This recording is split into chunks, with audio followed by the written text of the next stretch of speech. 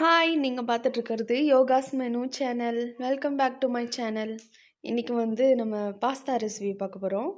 அதுக்கு தண்ணி சூடு பண்ணிவிட்டு அந்த தண்ணியில் ஒரு 2 டேபிள் ஸ்பூன் ஆயில், அப்புறம் கொஞ்சம் உப்பு போட்டுட்டு நல்லா கொதி வந்த பிறகு நம்ம பாஸ்தாவை போட்டு நம்ம வேக வச்சுக்கலாம்.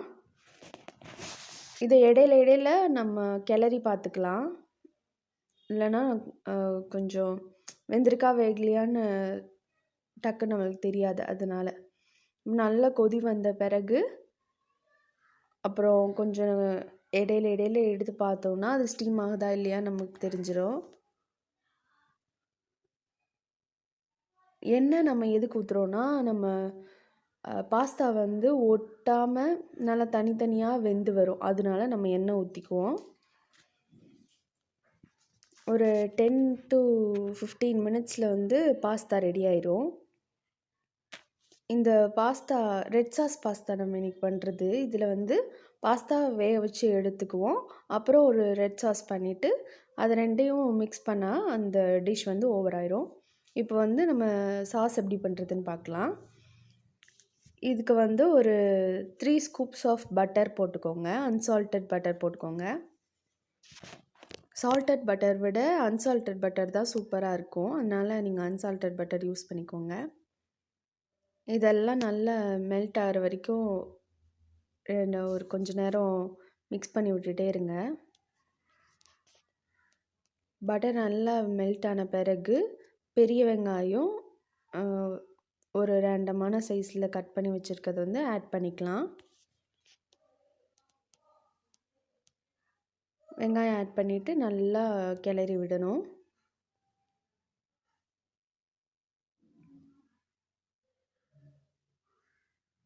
நல்லா மிக்ஸ் பண்ண பிறகு இப்போ தக்காளி சேர்த்துக்கலாம்.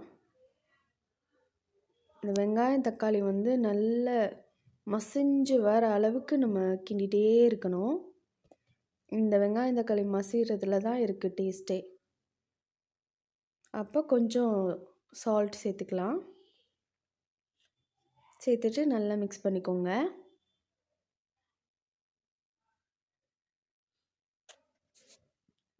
அதுக்கப்புறம் ஒரு 2 டீஸ்பூன் அளவுக்கு சில்லி பவுடர் சேர்த்துட்டு நல்லா மிக்ஸ் பண்ணிக்கலாம்.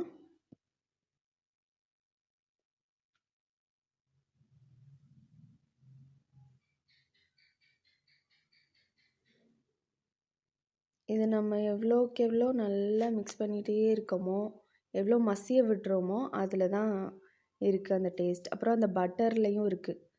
பட்டரும் டேஸ்ட்டு சூப்பராக கொடுக்கும். இப்போ பார்த்திங்களா நல்லா மசிஞ்சிருச்சு. இப்போ அந்த சாஸ் பீஸாக்கு ஊற்றுற சாஸ் இருக்கும்ல, அந்த சாஸ் பேக்கெட்ஸில் கிடைக்கும். அந்த இதை வாங்கி ஒரு குட்டி பவுல் அளவுக்கு சேர்த்துக்கோங்க. ஒரு 4லேருந்து 5 டேபிள் ஸ்பூன் அளவுக்கு சாஸு, அப்புறம் ஃப்ரெஷ் க்ரீம், இது ரெண்டையும் சேர்த்துட்டு மிக்ஸ் பண்ணிக்கோங்க. இந்த டிஷ்ஷு ஒரு ஸ்பெஷலான பர்சன் செஞ்சது. எங்கள் வீட்டு குட்டி ஷெஃப்னே சொல்லலாம்.